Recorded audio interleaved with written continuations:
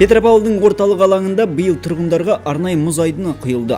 Балалар көтеріңкі көңіл күймен заманауи ойыншықтарын тастап, таза ауада бой сергітуге келді. Күннің ызғары оларға кедергі емес. Когда ты катаешься на коньках, на такой скорости, на тебя все смотрят. По-моему, это очень даже хорошо. Ну что дома делать? В компьютер играть? Я играю, но уже наигрался.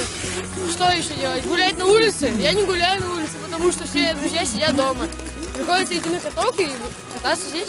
Мне нравятся коньки, я люблю лед, люблю кататься с друзьями, люблю падать. Балаларға арнап орталық алаңда аниматорлар да жұмыс істеді. Бұл күні конькимен сырғанауға келгендер мұз үстінде түрлі ойындар ойнады. На таких коньках я начинал. Менің балалық шағымда мен өзен көлдердің мұзында коньки теуіп жүрдім. Қазір заман өзгерді. Балалар үшін барлық жағдай жасалған. Осындай жерлерде шеберлігін шыңдай алғандар болашақта коньки спортымен әуестенетініне сенімдімін.